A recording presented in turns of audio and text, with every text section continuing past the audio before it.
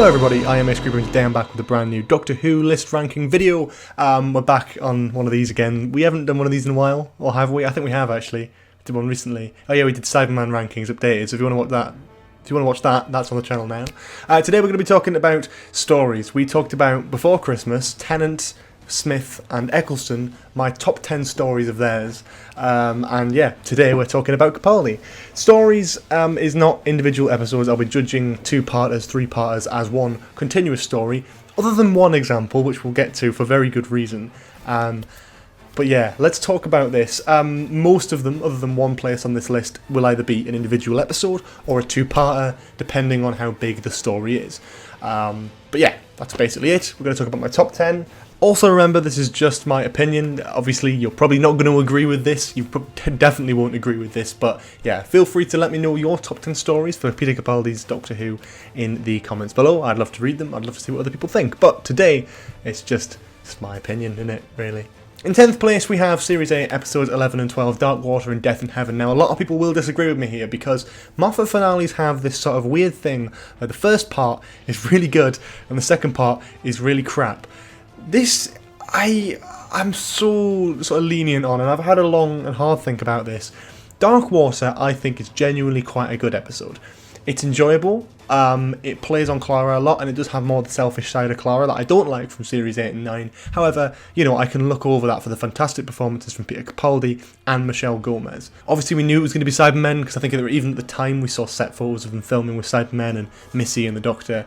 But seeing this new character, Missy, trying to work out who she might be and the mystery behind that, it was intriguing. I remember at the time watching this, I was very intrigued, and there was a lot of theories about it, but it was finally the time where we get to actually understand it and work it out, and when it's revealed that she's the Master, oh my god, chills. I love the scene. It's not a big surprise, it's not totally out of nowhere, it's hinted at throughout the whole episode she's a Time Lord.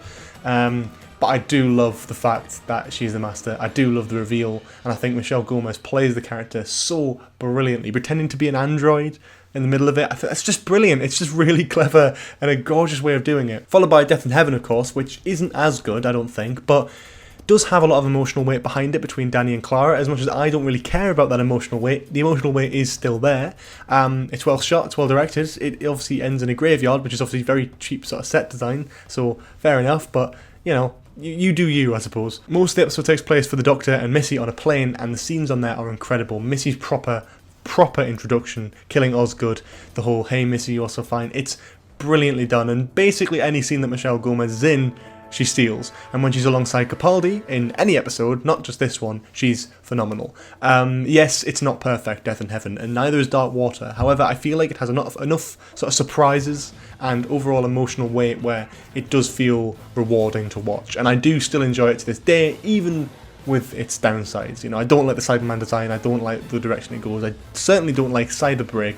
However, it's got enough in there where it's like, yeah, I do actually like it, and it's not terrible. In 9th place, we have Series 8, Episode 9, Flatline. Now, as much as I don't like Clara in Series 8, I think this is the one episode where she actually is pretty good. She has to use her own initiative, mostly without the Doctor, to try and work out what's going on and play with it. Series 9 plays a lot of the idea that Clara is like a second Doctor, and I don't really like that. However, this more leans into it in a sort of comedic approach, especially at first. Peter Capaldi's performance in this is actually brilliant. Him being by himself and trying to talk through a phone or just speak out of the box is just great. There's a lot of fun moments in this, but overall it's very grounded, very small budget story, but it is very, very enjoyable to watch. In 8th place, we have Series 9, Episodes 1 and 2, The Magician's Apprentice and The Witch's Familliar. Now, a lot of people, once again, will disagree with me here, and I totally understand it, because these episodes do have heavy flaws. The Magician's Apprentice, I think, is a pretty good opener. It's exciting, it's impactful, it brings back up the scale.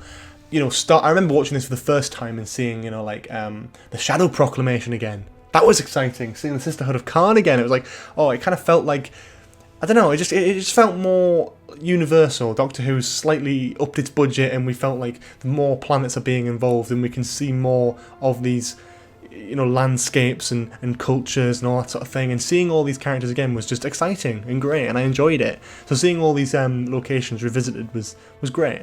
But going into the actual story, the whole thing with the Doctor sort of dying and sending out his confession dial, I don't really like that. The whole confession dial thing was basically just to set up Heaven Sent, which I totally get, but I still don't really, I still don't really love it. It's still a bit meh, to be honest with you. However, the rest of the story, the stuff with Davros trying to get the Doctor there, the whole reveal that they're actually on Skaro, that is gorgeous. I actually really, really love that. Davros is brilliant in this two-parter, as is Peter Capaldi as the 12th Doctor, the emotional side of it, and it is very much the scenes between him and Davros are brilliant. And obviously, you've got Missy in this episode as well, who is, once again, phenomenal, every scene she's in. So yeah, there's a lot of exciting parts with this, there's a lot of bits that I love, a few things that I don't like, but mostly it's just an enjoyable two-parter with Daleks, with Skaro, with Davros, the Master, and the Doctor. How can you not enjoy that, at least a little bit? In 7th place, we have Series 9, Episode 10, Face the Raven. Now, again, a lot of people don't seem to like this one, but I just have such a soft spot for it. I really don't like Clara, and I'm not just saying I love this episode because this is the one where she technically dies in.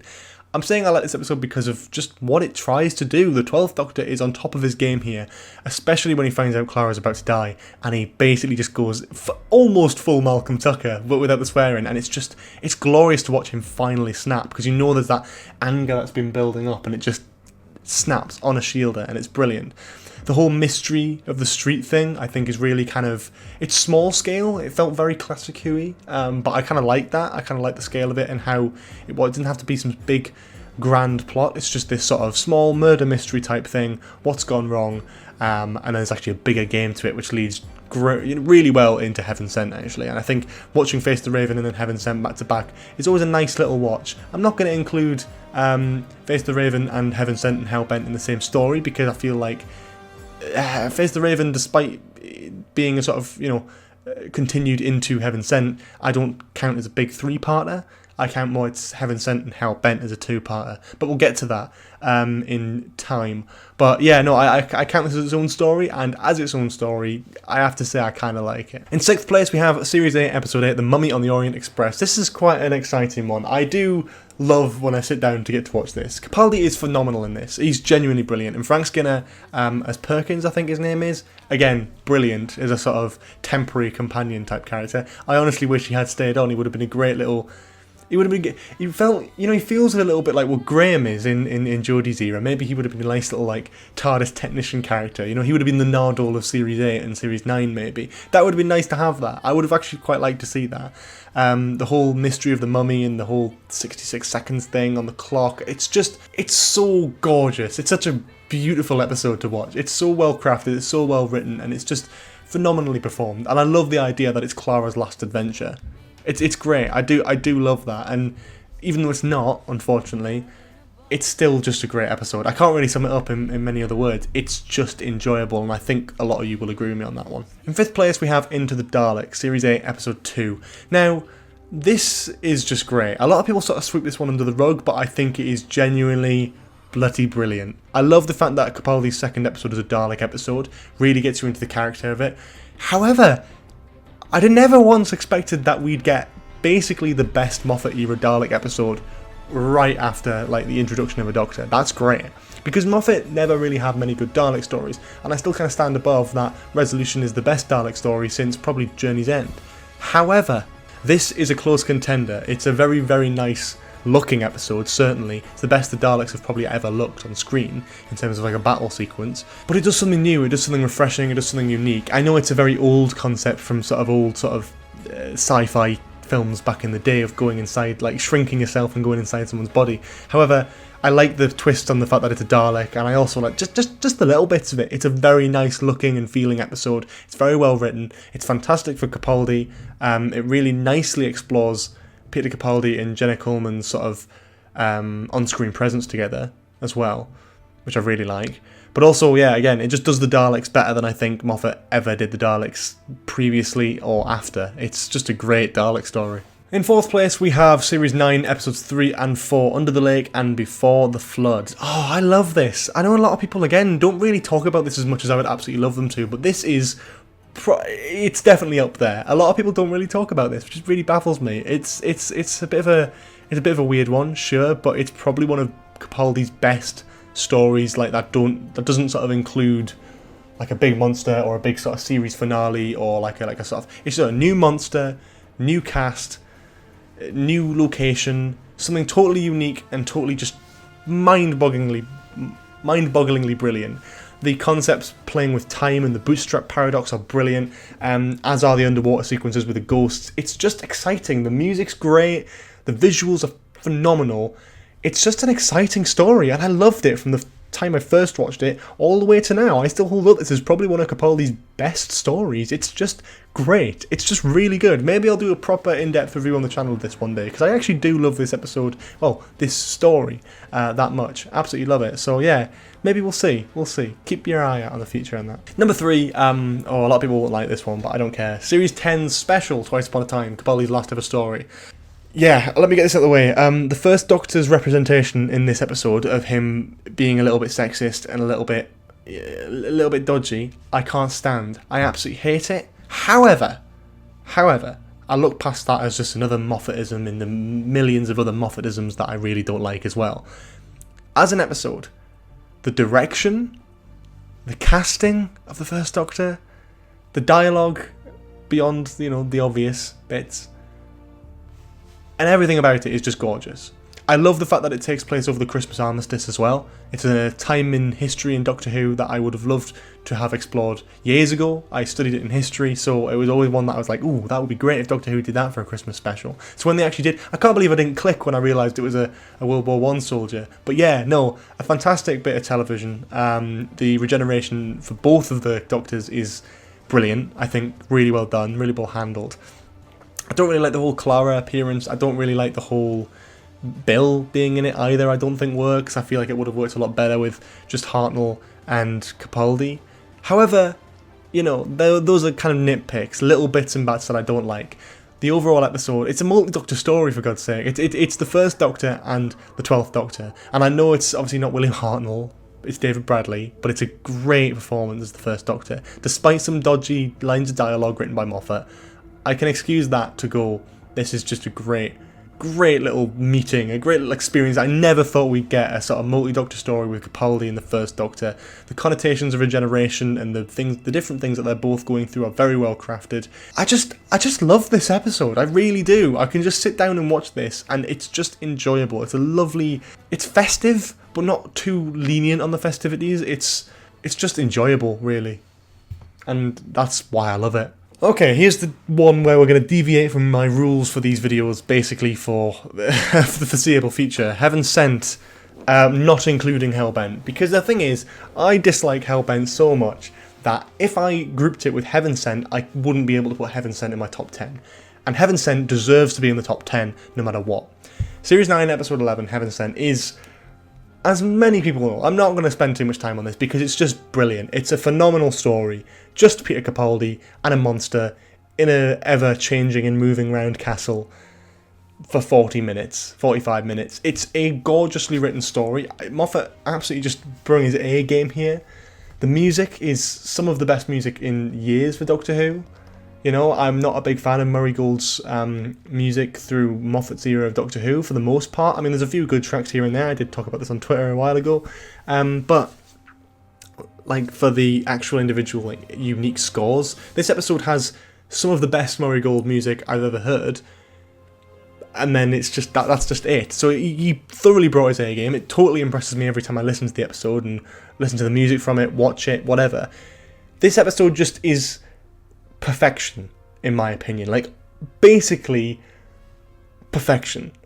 It's not my number 1 slot because of what surrounds it. Face the Raven's decent but not incredible. Hellbent is just terrible for me personally.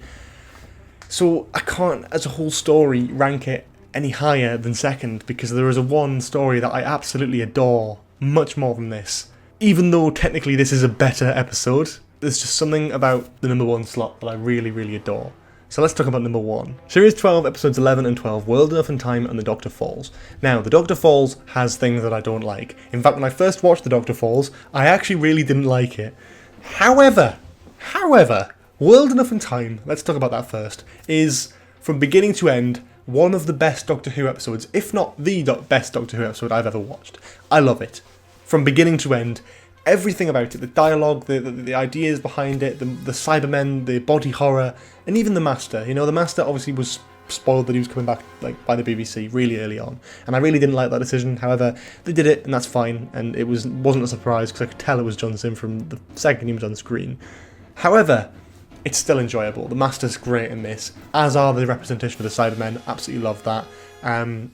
Missy's fantastic. Peter Capaldi's brilliant. Like, everything about this story is just exciting. The music's great, very electronic, you know, and it just sort of feels like such a traditional Doctor Who story, or one that we'll be able to go back from, back to from years to come and just thoroughly just love it. It is such a good story, and I'm totally here for it. The Doctor Falls is not perfect. I didn't enjoy it the first time, and there's a few things that I don't like, aka flying Mondasian Cybermen, and yeah, I think I was mostly annoyed when Missy stabbed John Sim. Because I just love John Sim's Master, and I do feel like John Sim's Master was wasted in the Doctor Falls. However, now I've had time to move on from that, and now I've seen Sacha Dhawan as the Master, I'm sort of like, well, yeah, okay, it works. It does work, the Master killing, two different versions of the Master killing each other it's basically perfect. It's perfectly poetic for the Master's character. The ending of the 12th Doctor here is gorgeously done, as is Bill's departure. There's things I would have done better. There's certainly things I would have changed, but I can say that about any episode of Doctor Who. I absolutely love this story from beginning to end, and it's the one that I've probably rewatched the most out of Capaldi's era, to sit from beginning to end and just watch World Enough in Time, basically all the way through to Twice Upon a Time sometimes, but if I haven't got too much time, World Enough in Time and The Doctor Falls is the go-to for me for Capaldi's era. When I want to showcase how good Capaldi can be as the Doctor, these are the episodes that I'll show. I love it. It's genuinely brilliant. It's alright if you disagree, but for me, this is just number one every day of the week. Anyway, that's pretty much it from me. That is my top 10 Capaldi stories. I hope you enjoyed this video. You may totally disagree. You probably will totally disagree. That's perfectly fine.